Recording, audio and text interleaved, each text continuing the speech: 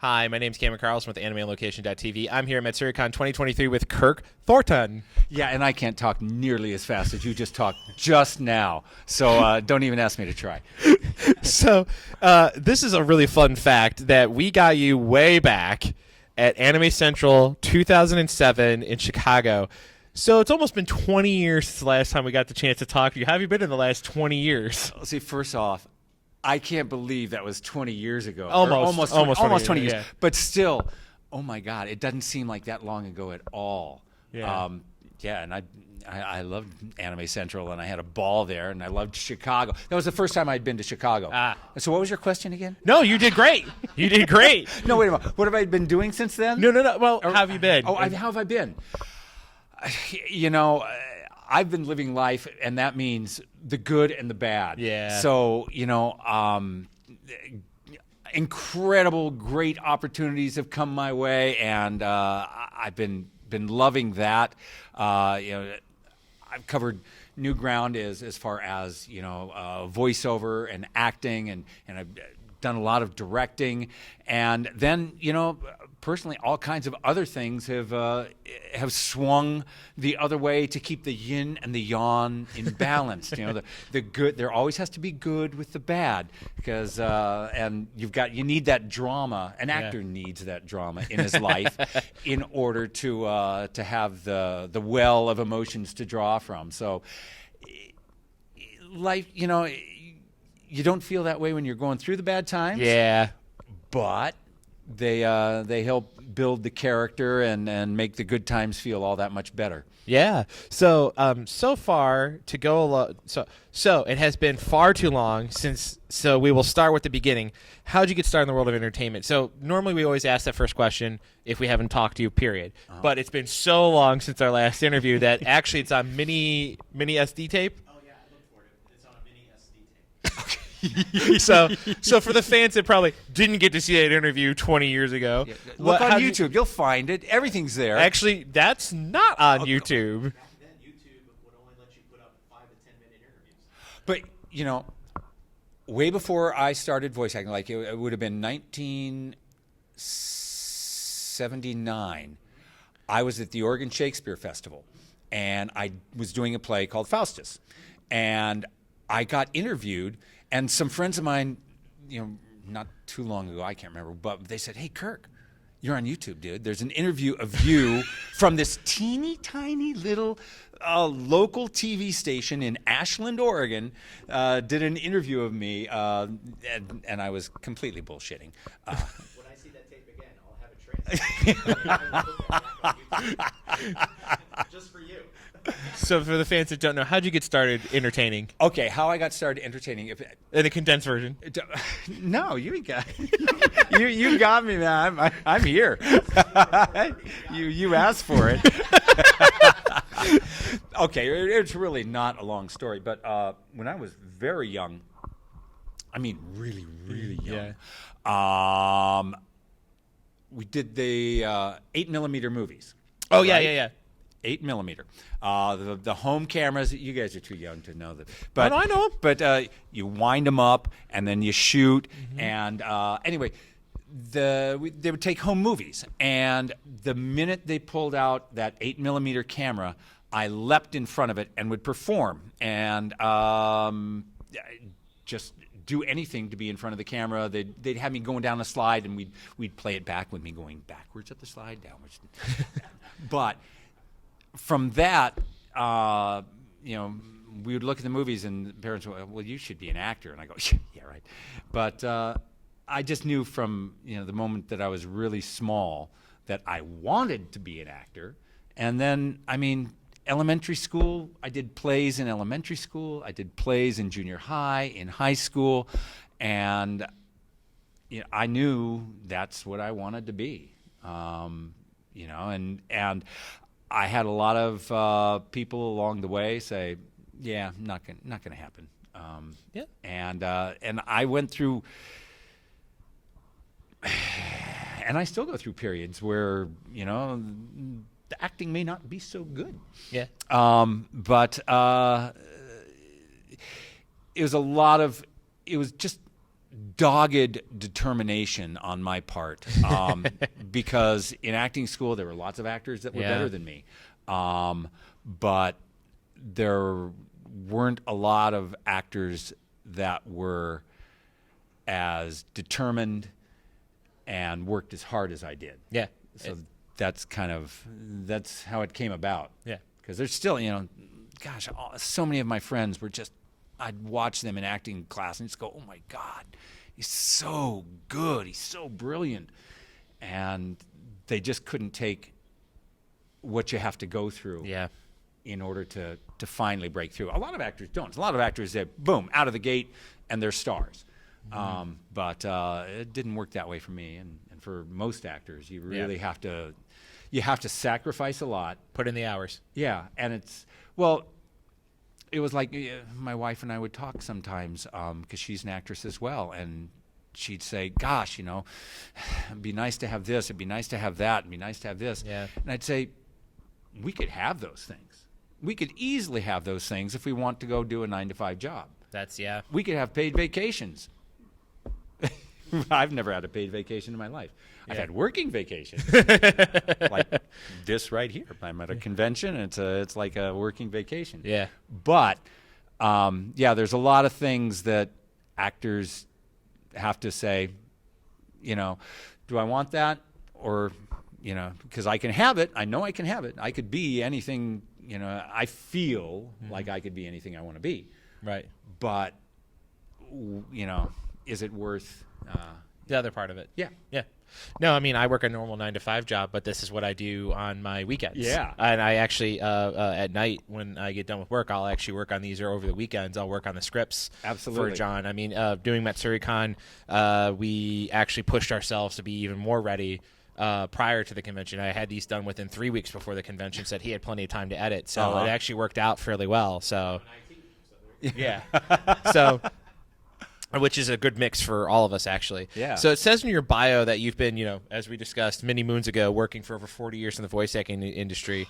And, one of the biggest changes has gone from, analog systems to digital systems. What has that meant for you as an actor doing that? Like being able to get a better performance, because, when you did the analog, you had to wait for it to rewind, and then you went back and you had to wait all that time. But now with the Pro Tools and all that, it's instantaneously, hey, we need you to pick up here. Can you give us a different, pronunciation on this S on this word or something like that? So what would you say would be your personal biggest, wow moment of working for over 40 years to now?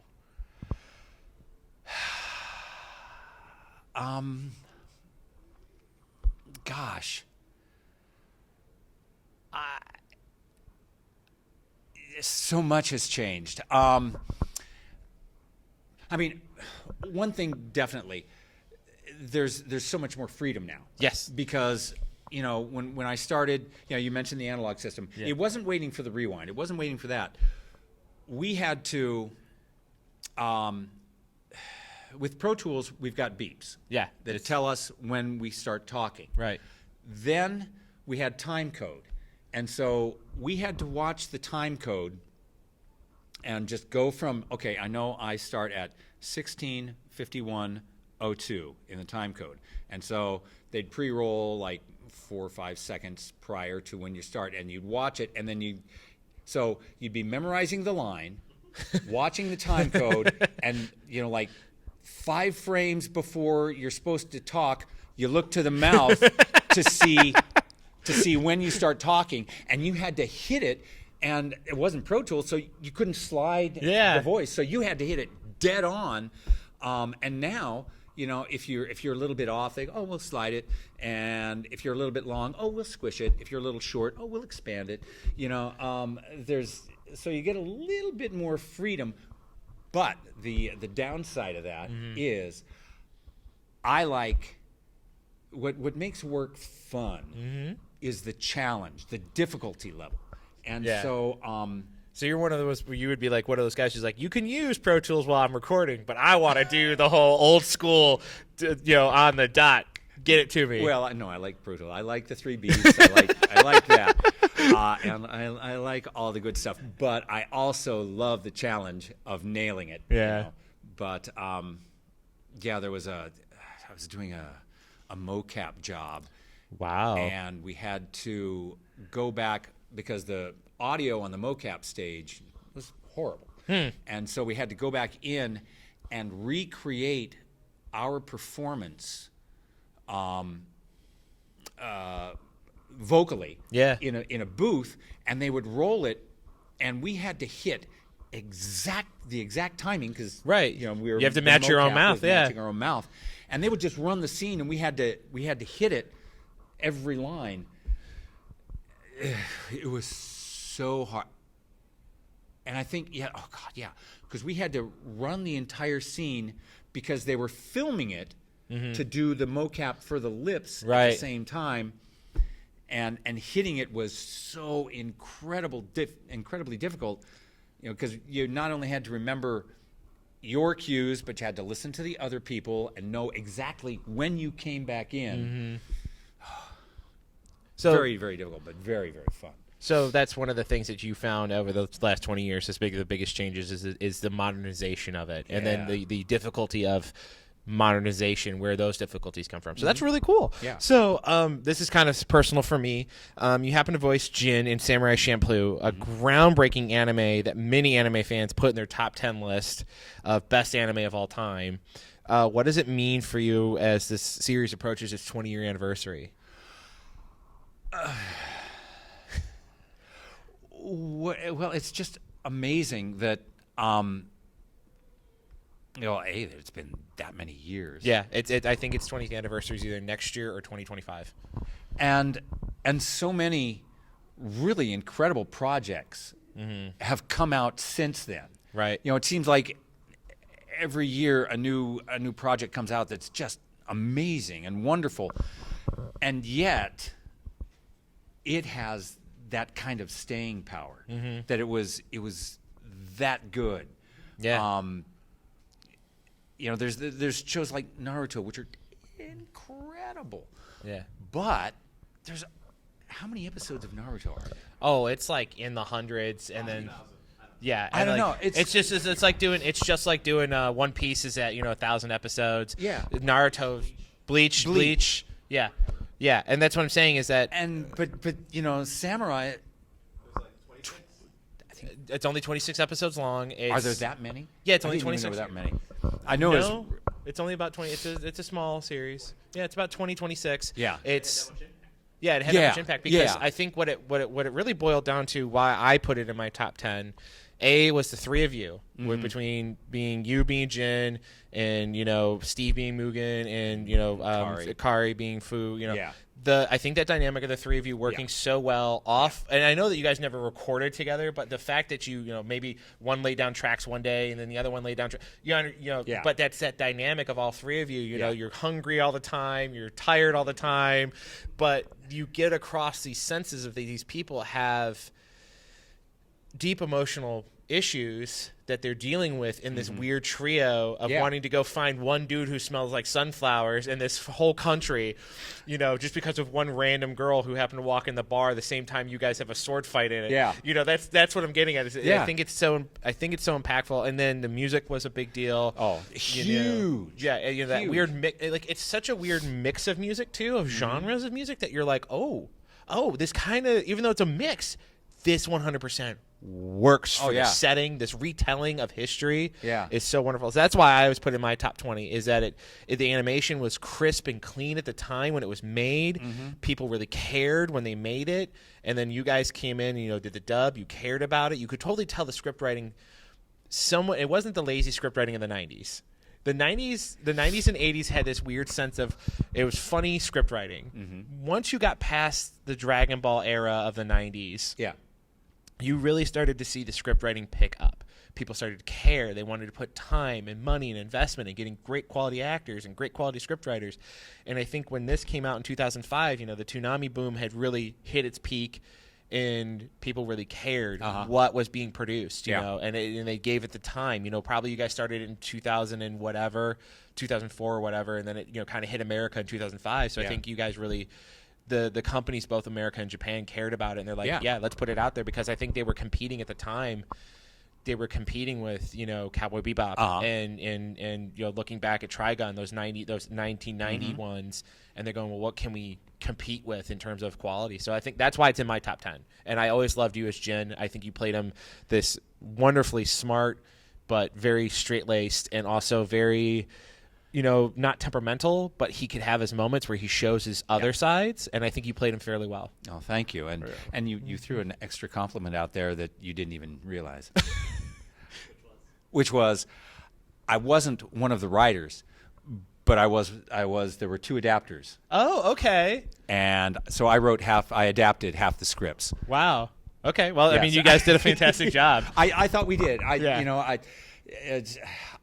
hate adapting scripts. It's tedious. I've heard that. And frustrating, because I have a tendency to Americanize a little bit more than a lot of Japanese companies like. And so it's that you're walking that wire of staying true to the original translation, and yet you want to give it that American feel. Yeah. And I can't do what the adapters do now. They just they got to rip through it. The pay is not much, but I just spend as long as it takes. I would spend a half an hour on a single line sometimes, just to try to massage it and make it work. So. Yeah, no, like I said, it's one of my favorites. Now, again, we were talking about the old school animes that have come back, and this is really funny, is that Bleach has come back. You directed it such a long time ago. So what's it like seeing it come back, almost a 20-year time. It ended like 2010, give or take.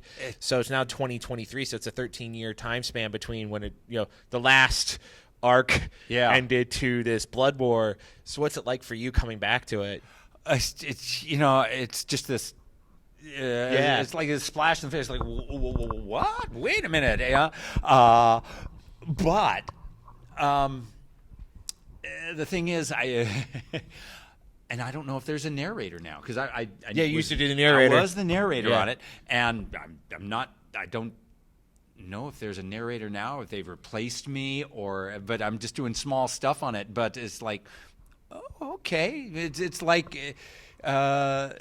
It's so much fun because for a long, big part of my life, I was working on this show. Yeah, no, I remember. I never watched it 100% in English, but I did, every once in a while catch it in English, and I remember there was the narration at the beginning or end, every once in a while. So, not having a narrator, sometimes it's kind of weird in anime. Like you kind of want those weird narration motions, like the old. Well, because we're friends with Kyle A. Bear, his old narration was doing the original Dragon Balls and doing the outros and intros for those. Yeah. So, and then of course he's a couple other characters in the show. So it's really hilarious that the narration sometimes can really carry sometimes that immediate opening to an anime. Yeah. That you're like, oh, I'm invested as a viewer. I'm like kind of invested. Like this is the story. Like getting all that type of stuff. So it's really cool. So sorry, I didn't mean to cut you off. No, but that's cool. That's It's like and some Digimon stuff has come back. And that's it's like seeing an old friend. Yeah. It's like, oh, let's catch up. Yeah. Speaking of that, spend some time together. Bridget Hoffman decided to join us. Hoffman. Oh God, how you doing? So we'll continue on. Yeah. We just wanted to make sure everybody knew that Bridget was coming to support. So also another long-running series was Kingdom Hearts. We've talked to Bill Farmer, voice of Goofy, and it was really great to have him a couple years ago. And we've talked to one of your other great pals, Mr. Richard Epcar. Right. So long-running series. What was it like when the third game finally came back? That you guys were able to finally put that 20-year on and off project to bed? I'd like to be original, but it just goes back to the old friend thing. Yeah. It's just like, oh, I get to see him again. I get to, I get to go in there and play with him again. And it was a little extra fun for the third one because they I've been directing a fair amount for Square. Oh, so, okay, cool. So I directed on. Oh, you directed on 3 that as well. Wow, that must have Yeah. been so much fun to play with your friends like that as the director and voice acting it Yeah, too. exactly. Because when I come in just for SciAx, that's all I see some the lines that lead into me, and I can see the script, but I don't get to see the performances of the other actors. Yeah. And so yeah, I get a much broader picture when I'm directing it. Sorry, I had a little moment there. I played 3. And Yeah. The script was excellent. Thank you so much. I didn't do the script on 3. I can't. I would love to take credit for it, but I just told the actors what to do. Say, act better. Do that line again, please. Oh, I love doing that. So, as an actor, you're of great caliber, and you've been doing this for over 40 years. Mm-hmm. How do you, one of the things we do want to every once in a while get across to people is how do you keep your voice so fresh? In between very long, hard takes or screaming, you'll go into a session, right, and you'll scream, cry, you have to be emotional. Mm-hmm. How do you make sure when you come out of those sessions that, the next day you can go back in to keep your voice? I mean, we have a lot of younger, newer voice actors Mm-hmm. who may not know the tips from the pros like you. Yeah. I have noticed that because when I started out, I did anything. Monsters on Power Rangers. Oh, wow. And so I was known as one of those actors. Oh, you need somebody who can blow it out. Kirk can blow it out. I can bellow. I can scream. I can growl. I can gravel it up. And a large part of that comes from I was a classically trained actor. Right. 3 years of started out acting in taking acting classes in high school and college, and then went to a professional actor training program where we spent 3 years from 9 in the morning till 11 at night. Wow. We're taking classes in voice and speech, in movement, in stage combat, juggling, mime, but a lot of it was vocal training, and so carrying that experience into VO helped me a lot. Learning how to, I went to Oregon Shakespeare Festival, and I'd work on the outdoor stage, and knowing how to send my voice from the stage to the back row, right, without screaming, right, but just focusing the voice. And so having to learn how to focus the voice is one thing. Then it's just, once you're doing the VO, it's just one of my favorite directors in the world, Jack Fletcher, who directs all the Sonic stuff. When he's directing me, he'll just say, "Hey, Kirk, breathe." And I'm like, "Oh yeah." Human emotion, human process. Because when you're behind the mic, you get all this adrenaline going, and you're boom, boom, boom, boom, and you forget to just take a breath, reset.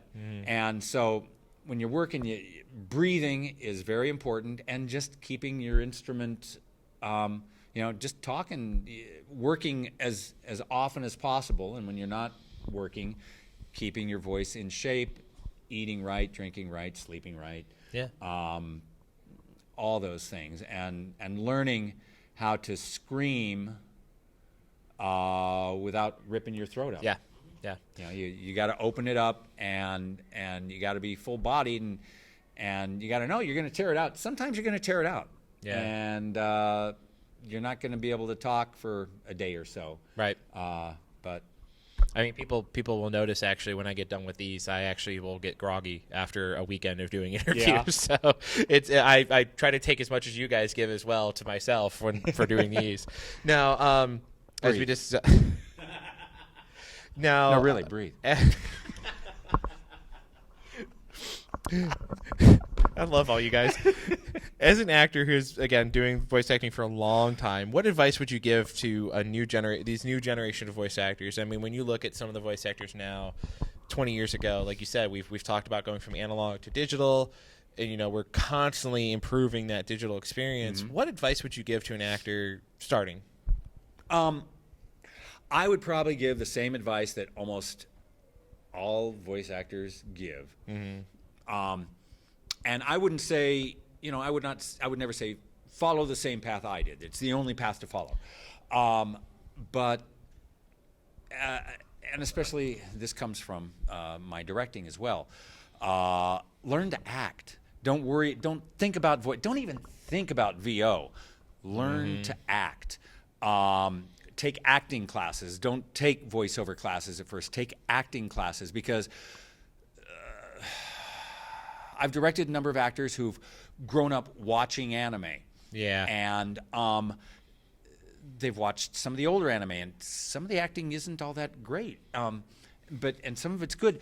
And they can do exactly that. They can do that anime acting. They can do those choices. But you say, I want you to do something else. I want you to try this thing. Try something a little bit more grounded, a little bit more real, not quite so cartoony.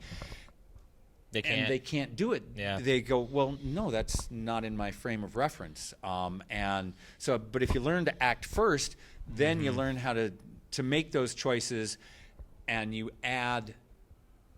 can add that style of acting, right? Or you can not pick that style of acting, right? And that's the thing is talking to many of you over the years, that is when one of the weird things I've learned is there's not a direct path to voice acting. It's a path that you have to discover as you go along. Yeah. And I think one of the things that with the older generation of actors, it's acting on stage, performance, learning how to project the voice, learning how to direct the voice, rather than just shouting and tearing up your your chest or your vocal cords. But I think that is one of the messages I think that is true from your generation of actors is, hey, look, we did it this way, doesn't mean you have to. Exactly. But take some of the advice we give about what we did and apply it to what you do now. Yeah, there's, like I said earlier, there is no set path on how to become an actor. You can, somebody can walk off the street and be absolutely brilliant without taking a class, without doing anything.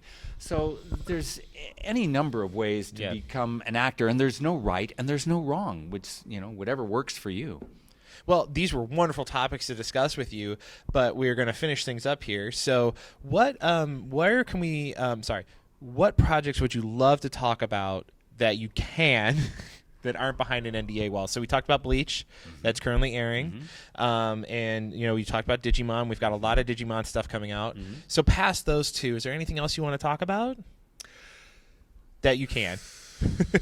Baki, we can talk about. Oh, the Baki. Okay, Baki. yeah. That I can talk about, because I think I think they've already released it. And very very unique from what I've heard about it. Yeah. It's some of the animation. Oh my gosh! You think sometimes I think that some of the Japanese performances in video games and anime, they feel a little over the top for me, which it's fine. It's the style. The animation in Baki is a little over the top. Yeah, that's what I've heard. They've got muscles on muscles on muscles on. I mean, the eyebrow will have 12 layers of muscles bulging on it. Yeah, and this new season with Pickle, who is a caveman who was frozen for years and gets thawed out. It's interesting. It's unique and unusual, and when I was in recording, you just can't keep yourself from making pickle jokes of all kinds. Yeah, because but it's a very interesting show, and there's the other things that are just absolutely gargantuan that I wish I could talk about. Yeah. But unfortunately, we respect an NDA. NDAs on all that. So, anyways, last question: where can we follow you on the internet? And what would you love to say to all the wonderful fans that have kept up with you for so many years? I would love to say, and the two topics are so tied together. Yes. You can follow me on I'm on Twitter at VOKirk, and I'm on Instagram at Kirk Thornton, I believe. But you have my sincerest apology, because I am the worst at social media. I am horrendous. I don't, and I'm sure it's absolutely simple how to navigate Twitter, but I can't navigate Twitter. Instagram, I'm getting a little better at, but still, I'm horrendous. So, you may reach out to me, and chances are, I just don't get back. I just am horrible at social media, and I wish I was so much better. I don't know if I'll change anytime soon. I would love to. I would love to acknowledge all the fans in the world, and all that you throw my way, and all the love you send towards me. Maybe there's the opposite of that you're sending my way too, but that's the advantage of me not being good at these things. I don't see all the negative comments that are coming my way. But yeah, I will try to be better, and I'll try to throw more content out onto the Twitter and Instagram and Facebook and all those things. I know I've got a fan page on Facebook, and I'm just rotten. I'm just horrible. And part of the problem is because I stay ridiculously busy because I'm a workaholic. So I get up at like 4:45 in the morning, and I bust ass until I'm up at 4:30 every day. Nice. Nice. Most people aren't morning people, but I am, and I just bust ass until the end. And so when I finish work, the family wants me. Yeah. And so it's like I can't be, playing on my phone when my family wants me. No, we want you guys to have a good balance, and that's understandable that family comes first after work's done for the day. I don't think any fan would hold it against you one bit at all. I'm sure they do, but no, and it's okay. I would never, me personally, if you guys have family stuff, never hold it against you. It's family. So anyways, it's been wonderful chatting with you. Thank you so much for your input and thought in some of these questions. I really appreciate you answering these. These were very thought out questions, and I really appreciate you answering them, especially the acting ones. Thanks so much. Thank you so much for having me. It's been nice talking with you. All right.